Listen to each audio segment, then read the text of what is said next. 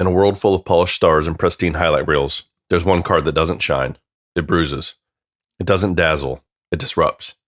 It doesn't sit neatly in the case. It fights to be noticed. It's raw. It's real. It's rugged. It's Dennis Rodman's 1988 Fleer rookie card, and it's as unpredictable, unrefined, and as unforgettable as the man himself. This card isn't about flash. It's not some glossy foil Jordan dunk or bird three-pointer frozen in time. It's a moment of controlled chaos. A young Rodman, eyes locked, ball clutched, on the cusp of becoming the most feared rebounder in basketball history. Before the tattoos, before the colored hair, before Vegas weekends and North Korea summits. This card captures something rare. Dennis Rodman becoming Dennis Rodman. Welcome to Cardboard Credentials, the podcast where we trace the lives behind the laminated legends. And today, we're diving into one of the most misunderstood, magnetic, and mythologized figures in the history of the hardwood. He was a second-round pick who became a 5-time NBA champion, a defensive force who led the league in rebounding for 7 straight seasons, a record that may never fall. He never averaged double digits in scoring, never cared to. He was a teammate's nightmare or their lifeline. He was either everywhere or nowhere. There was no in between. He was the Worm. This is the story of how a forgotten boy from the backstreets of Dallas transformed into an NBA icon, a media enigma, and cultural hurricane, told through the prism of his quietest, truest cardboard moment. This is Dennis Rodman, and this is the story behind his 1988 Fleer rookie card. Dennis Keith Rodman was born on May 31st, 1961, in Trenton, New Jersey. His father, Philander Rodman Jr., left when Dennis was just 3 years old, and left 27 siblings in his wake. Dennis grew up without him, and raised by his iron-willed mother, Shirley, in the rough Oak Cliff section of Dallas, Texas. If you want to understand Rodman, start here. In a house of women, his mom and 2 sisters, with no male role model, no guide, no attention. His sisters were basketball stars. Dennis wasn't even on the team. At South Oak Cliff High School, he was cut. Twice. He was 5'8", skinny, and unsure of himself. He didn't fit in anywhere. Basketball was a whisper in the background, not a calling. He drifted. After graduation, he worked as a janitor at Dallas-Fort Worth International Airport. He scrubbed toilets, mopped floors, came home tired, and sat in silence. That was his life. Then he grew. 7 inches in 1 year. A late-blooming miracle that turned a 5'8" nobody into a 6'7" maybe. But by then, no colleges were calling. No scouts were watching. Just a young man who'd suddenly been handed a body big enough for basketball and no clue how to use it. Until a junior college coach saw him at a rec center and took a flyer. Rodman landed at Cook County College and then transferred to Southeastern Oklahoma State University, an NAIA school in a town full of 15,000 people. No ESPN cameras, no NBA pipelines. But here, in the middle of nowhere, Rodman blossomed. He averaged 25 points and 15 rebounds per game. He dominated. But more importantly, he felt seen. In Durant, he met the Rich family, a local white family who had a shy, isolated teenage son named Brian. Brian and Dennis became instant friends, brothers, and the Riches took Dennis in, gave him a room, fed him, encouraged him, loved him. For the first time in his life, Rodman had a family that didn't just demand something from him. They gave, unconditionally, and it changed him. Brian's father gave Dennis advice, helped him get to practice, showed up at games. His mother hugged him after losses, and Brian, awkward, gentle Brian, became the first person who made Dennis feel like he mattered. Rodman would later say he cried more in Durant than he ever had in his life, not out of sadness, but from the overwhelming realization that someone finally cared. And then came the NBA. In 1986, the Detroit Pistons were building something violent, something vicious, something beautiful in its brutality. They had Isaiah Thomas, a killer, and a smile. They had Bill Laimbeer, an elbow with a jump shot. Rick Mahorn, Joe DeMars, Benny Johnson, Chuck Daly. They were about to become the Bad Boys. With the 27th pick in the second round, the Pistons took a 25-year-old from southeastern Oklahoma State, Dennis Rodman. He wasn't polished. He wasn't young. He wasn't supposed to last. He came into camp quiet, humble, Relentless. He never stopped running. He dove for every ball. He boxed out every 7-footer like he was fighting for air. The team loved him. Daly trusted him. Isaiah backed him, and Detroit embraced him. He didn't care about stats. He didn't take bad shots because he didn't take any shots. He rebounded like he was born to do it. And he listened. He studied Lambeer. He watched every tape of every shooter in the league just to understand the arc of the missed shots. He developed a sixth sense for where the ball would land. He wasn't jumping. He was calculating. By 1988, he was an essential part of Detroit's machine. That same year, Fleer dropped its now iconic Rodman rookie card. The 1988 Fleer Dennis Rodman rookie card is not flashy, but that's exactly what makes it immortal. He's holding the ball, hands firm, in a Pistons home jersey. No tattoos, no colored hair, just raw focus. It's not a dunk, it's not a flex, it's a moment of readiness. The design is classically late 80s, red top border, blue base, Pistons in a clean white block, forward in small black letters. It doesn't scream, it whispers. It's before the chaos, before he became the worm, before Vegas and Carmen Electra and wedding dresses. It's Dennis, not the myth, the man right before liftoff. The card doesn't belong in the star pile, it belongs in the story pile. It's a time capsule of the most unpredictable player in NBA history, right before he broke basketball. It's not valuable because of its scarcity. It's valuable because it knows something that others don't. That the quietest card sometimes tells the loudest story. By 1989, Rodman was the NBA's best-kept secret. He wasn't just a rebounder, he was a defender. Long arms, quick feet, relentless energy. He could guard centers and switch onto guards. He didn't block shots, he prevented them. And Detroit noticed. So did the rest of the league. In 1989, Rodman was named NBA Defensive Player of the Year. That same year, Detroit won its first NBA title, sweeping the Lakers in the finals. Rodman was everywhere, hustling, battling, deflecting, diving. In 1990, they repeated. Another title, another Defensive NBA Player of the Year award. Dennis Rodman was no longer a mystery. He was the spine of the NBA's most feared defense.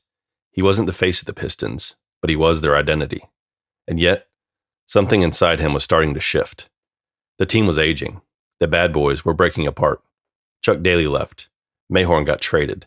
And Rodman? He was losing the only home he'd ever really had. He started withdrawing. The smiles faded. The off-court noise began. He'd given everything to the game, and suddenly, it felt like it was slipping away. February 1993. A cold night in Auburn Hills, Michigan. Dennis Rodman sat in his pickup truck in the Palace parking lot, a loaded rifle next to him. The engine was off. The radio was quiet. The silence was deafening. By this time, Rodman had 2 NBA titles, 2 Defensive Player of the Year awards, and a reputation as the most disruptive defender in the league. But none of that could fill the hole opening in his chest. The bad boys were gone. Chuck Daly, the man who understood him better than anyone, was no longer on the sidelines. The brotherhood that saved him had been sold, traded, or retired. The Pistons were changing, and Rodman, he didn't know what to do without them. He wasn't he would later say. He wasn't there to end his life. He was there to end a version of it. The silent, obedient Dennis, the one who gave everything to the team and asked for nothing. That night, in the darkness of his truck, Dennis Rodman made a decision. The old him had to die, and something else had to be born. Soon after that night, Rodman began transforming, not just as a player, but as a persona. The man who once barely spoke in interviews now blasted reporters. The guy who used to dress like a backup singer for the Temptations was suddenly showing up in leopard print, chains, and face piercings. He got fined. He got ejected. He dyed his hair, first blonde, then red, then leopard spots. He got tattoos. He stopped apologizing. And through it all, he kept grabbing rebounds. He averaged 18.7 rebounds per game in the 1991-92 season. 18. That's Wilt Chamberlain territory. In 1992-93, same thing. A rebounding machine, a basketball tornado. But Detroit had had enough. They traded him to the San Antonio Spurs. And if Detroit was a controlled fire, San Antonio was about to become the gas can. San Antonio had David Robinson, the Admiral, a decorated, disciplined, soft-spoken leader. They wanted Rodman's toughness, his rebounding, his edge. What they got was the full worm experience. Rodman and Madonna became an item. Paparazzi followed him everywhere. He showed up late to practice, left early, and sometimes didn't show up at all. He clashed with coaches. He clashed with teammates. He got suspended, fined. He got tabloid covers.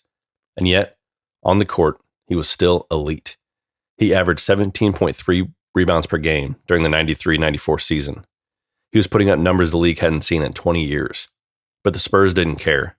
They wanted professionalism, predictability, stability. The three things Dennis Rodman would never be again. By 1995, he was wearing out his welcome in Texas. That's when a phone call changed everything. The Chicago Bulls had won 3 titles. Then Michael Jordan left to play baseball. Scottie Pippen tried to carry the team. It didn't work. In 1995, Jordan returned. Older, sharper, hungrier. But the Bulls needed a power forward. Someone to do the dirty work. Someone to rebound, defend, and distract opponents. Phil Jackson knew exactly who could do it. Dennis Rodman. Jordan was skeptical. Pippen was skeptical. But they met. They talked. And something clicked. Rodman apologized to Pippen for calling him names during the past playoff series. Jordan studied Rodman and realized this guy wants to win. Badly. The Bulls signed him. It was the league's most shocking acquisition. And it would turn into one of the most brilliant moves in basketball history. The 95-96 Bulls are widely considered one of the greatest teams in NBA history. They won 72 games. Michael Jordan won MVP. Scottie Pippen was first-team All-NBA. And Dennis Rodman, he led the league in rebounds. Again. 14.9 per game. But more than that, he brought energy. He brought madness. He made the Bulls unpredictable. He'd wrestle with Shaq, trash-talk Karl Malone, guard point guards and centers in the same possession. He'd flop, he'd fly, he'd scream. Off the court, he was even wilder. He took a mid-season vacation to Vegas, disappeared for 48 hours, showed up hungover, and still grabbed 20 rebounds that night. Phil Jackson gave him space. Michael gave him rope. And Pippen gave him trust. Rodman gave them rings. In the 1997 NBA Finals, the Bulls faced the Utah Jazz, a team built on discipline and execution. John Stockton and Karl Malone. Rodman knew his job. Break Karl Malone.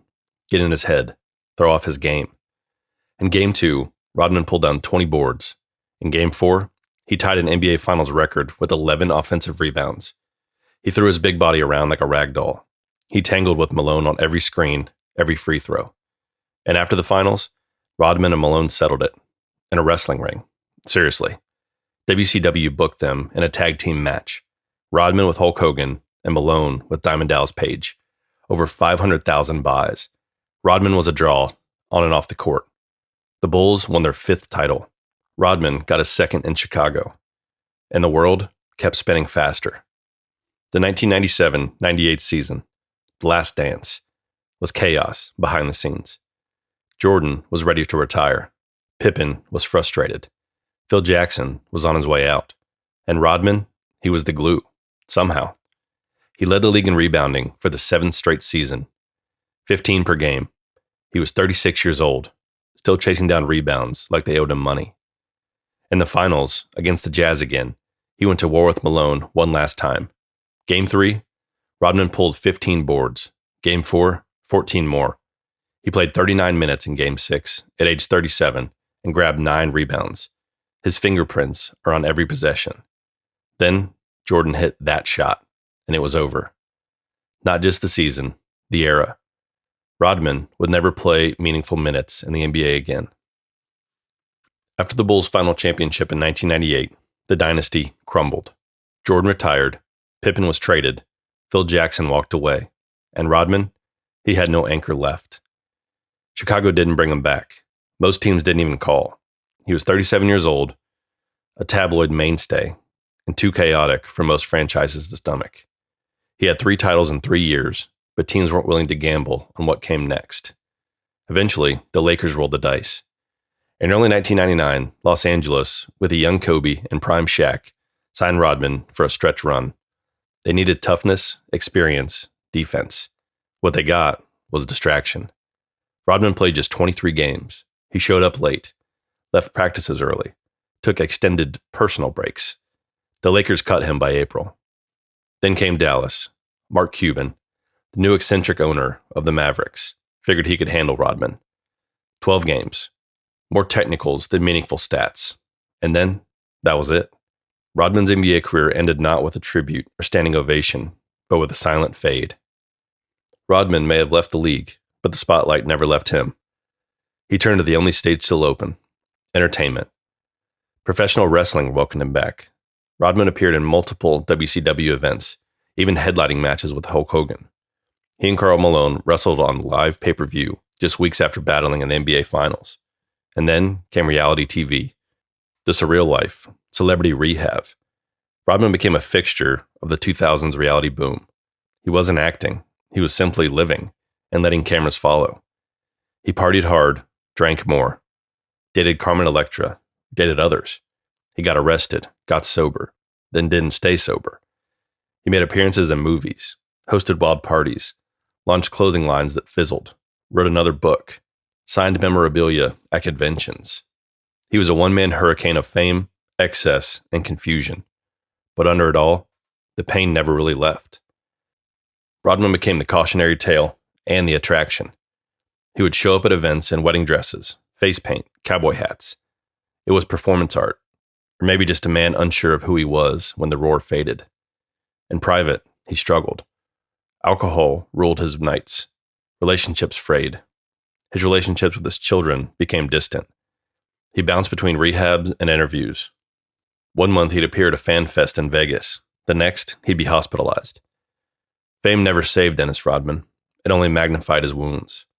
But even in his lowest moments, there was always something fascinating about him. Because buried beneath the spectacle was still the story. The janitor who made it to the Hall of Fame. The rebounder who changed the game. And eventually, people started to remember why he mattered. In 2013, headlines exploded with one of the strangest sentences ever typed. Dennis Rodman visits North Korea. It sounded like a joke, but it was real. Rodman, through a Harlem Globetrotters connection, traveled to Pyongyang and met with the supreme leader, Kim Jong-un. They watched basketball together, drank, laughed. Rodman returned, calling him a friend for life. The media pounced. Critics blasted him. Political analysts were stunned. Late-night hosts had a field day. Rodman didn't flinch. He went back, again and again. He brought ex-NBA players to play exhibition games in front of Kim. He cried on CNN trying to explain the relationship. He begged for understanding. Was it diplomacy, delusion, desperation? Rodman didn't have an answer, and maybe he still doesn't. In 2011, something unexpected happened. Dennis Rodman, the boy from nowhere, the troublemaker, the misunderstood icon, was elected to the Naismith Memorial Basketball Hall of Fame. There were critics, detractors, but the resume spoke louder than the noise. 5-time NBA champion, 2-time Defensive Player of the Year, 7 straight rebounding titles, a member of the NBA's 75th anniversary team, one of the greatest defenders the game had ever seen. He gave an emotional speech. He cried, thanked Phil Jackson, thanked Chuck Daly, thanked the Rich family from Oklahoma. He apologized to his kids, to his ex-wife, to the people he had let down. He talked about shame, about masks, about not knowing how to be loved. For a moment, the colors faded. The act disappeared. And there, on the Hall of Fame stage, was Dennis Rodman. Vulnerable, honest, human. Rodman's stats will never tell the full story, but let's tell it anyway. Career averages, 7.3 points, 13.1 rebounds. Led the league in rebounding 7 times. Averaged 18-plus rebounds per game 3 seasons in a row. 5 NBA championships. 2-time NBA All-Star. 2-time Defensive Player of the Year. 8-time All-Defensive Team. He never averaged more than 11 points in a season, and he never cared to. He grabbed rebounds like a starving man grabs food. He boxed out giants, guarded guards, antagonized legends. He was pain in human form for opposing teams, and he was art. Raw, loud, unpredictable art for everyone watching. Pull that 1988 Fleer rookie card out again. Hold it now, after everything. Look at his face, that focus. The young man gripping the ball, wide-eyed, unsure of what's ahead. No piercings, no headlines, no notoriety. Just a second-round pick in a Pistons jersey, frozen in the moment before everything. Before the battles, the brilliance, the breakdowns, the rebounds, the rebellion. That card isn't just a collectible, it's a document of a life about to become the loudest story in basketball. Dennis Rodman didn't just bend the rules of the game. He rewrote the rule book for what a player could be. He didn't fit into boxes. He smashed them. He didn't just rebound missed shots. He rebounded from life. And while his game ended on the court, his story kept evolving. From icon to punchline, to myth, to misunderstood hero. Dennis Rodman's Hall of Fame credentials don't come in points. They come in pain, in presence, in moments. He didn't hit game winners. He created game winners. By stealing possessions, by mentally unraveling opponents, by physically outlasting everyone around him. You can't count that with stats. What made Rodman transcendent was his impact. Every game he entered, he changed the geometry of the floor. He warped rebounding lanes. He forced teams to game plan for a guy who didn't even shoot. And that, in the era of Michael, Magic, and Malone, was revolutionary. But the real revolution, it wasn't on the court. It was in the mirror. Before Allen Iverson, before Marshawn Lynch, before Metta World Peace, before Russell Westbrook wore crop tops and James Harden demanded trades, Dennis Rodman made it okay to be yourself in the league. He pierced his nose when no one else would, wore a wedding dress on a book tour, colored his hair neon green on national TV, partied all night and still showed up to lead the league in rebounds. He shattered the image of the clean-cut athlete, and for years, he paid the price. Endorsements didn't flood in. The media ridiculed him. Coaches benched him. General managers avoided him. But players saw the freedom. Rodman was the first NBA star to exist on his own terms. No image consultants. No off-court sanitizers. Just raw, radical honesty. It wasn't always pretty, but it was real. And today's NBA, with its personalities, activism, and fashion-forward stars, owes him a nod. Rodman didn't just challenge basketball. He touched culture. The fashion world embraced him. He did runway shows in Paris, modeled designer streetwear before it was the norm. He wore glitter and eyeshadow and fishnets and didn't blink. He was a punk icon in a Nike world. He broke barriers, played with gender, defied black masculinity norms. He didn't just challenge ideas. He lived in the confrontation. And while the media mocked him at the time, the world caught up. Today, Rodman is a symbol of expressive freedom. He's on t-shirts, murals, skate decks, art installations, and streetwear collaborations.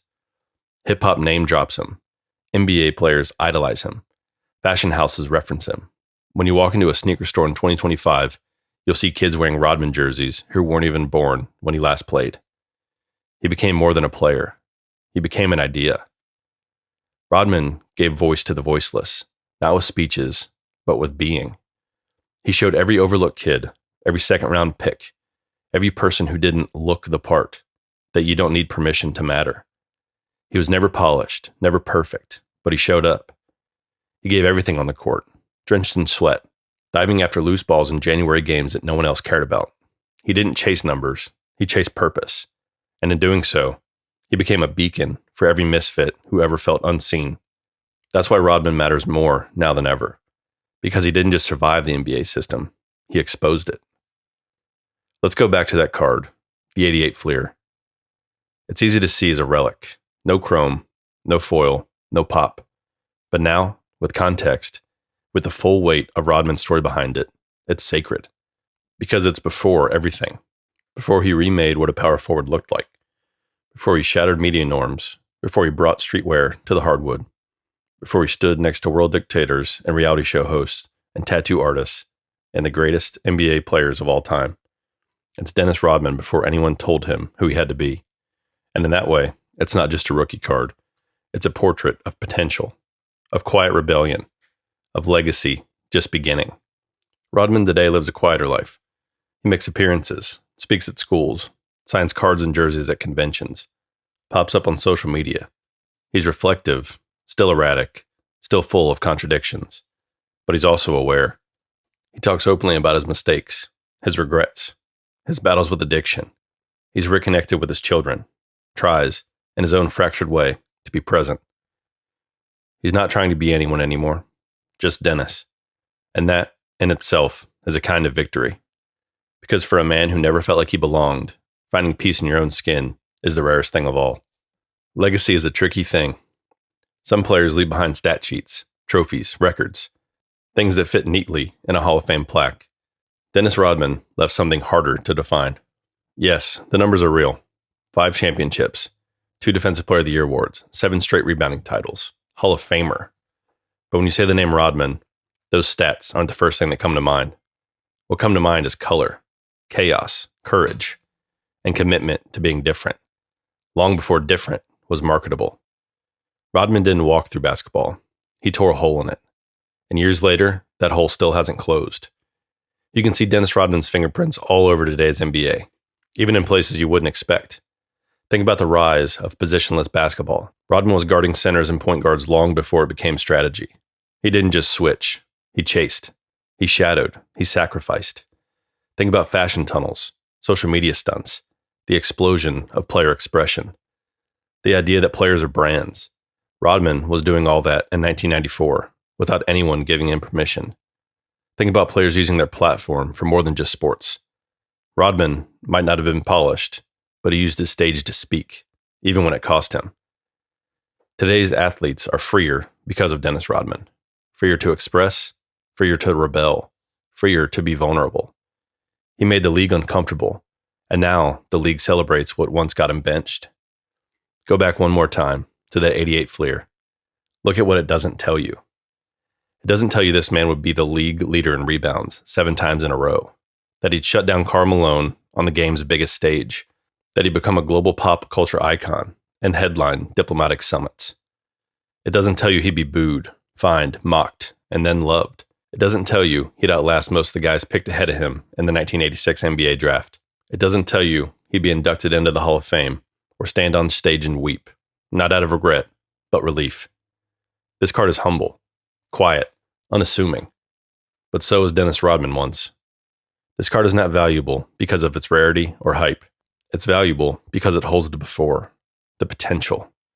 Before the lights, before the war paint, before the noise, before Dennis Rodman changed everything. Dennis had never claimed to be a role model. He said so repeatedly. But sometimes a role model isn't someone who shows you what to do. Sometimes it's someone who shows you what you can do, even if you never thought it was possible. He showed the broken that they could still matter. He showed the weird that they could still win. He showed the silent that there is more power in presence, even without words. Rodman rebounded from poverty, from invisibility, from pain, from exile, again and again. And in that, there is something more powerful than points or rings. There's humanity. In a world where rookie cards are now one of one, encased in plastic, glittering with holograms and signatures, Rodman's Fleer feels like an artifact from another era. Simple, understated, authentic. It isn't cool because it's rare. It's cool because it's honest. There are no illusions here, no filters, no curated perfection. Just a kid with everything to prove and no idea how loud his story was about to become. In a way, the card is perfect, because Dennis Rodman was never supposed to shine in the traditional way. He shined through the cracks, through the sweat, through the fight for rebounds that nobody else wanted. He shined by showing up, again and again. It's easy to reduce Rodman to hair dye and headlines, but if you sit with his story, really sit with it, you find something deeper. A boy who was never hugged by his father, a teenager who never made varsity, a man who sat alone in his truck one night, unsure if he wanted to see another sunrise. And still, he got out. He rebounded. He always rebounded. And in the end, maybe that's the legacy. Not the boards, not the rings, not even the rebellion. But the fact that every time life knocked him down, Dennis Rodman found a way to get back up. And every time a ball came off the rim, he found a way to grab it, even when no one else could. That's why the card matters. Because it's not just about where he started. It's a reminder that no matter how chaotic, how broken, how different, you can still leave your mark, one rebound at a time. This was a story of Dennis Rodman, told through the cardboard frame of his 1988 Fleer rookie. From janitor to champion, from outcast to icon, from misfit to immortal. He didn't play the game like anyone else because he didn't live like anyone else. He made sure the game would never forget him. And thanks to that rookie card and everything that led to it, we never will. This is Cardboard Credentials, reminding you that every card has a story.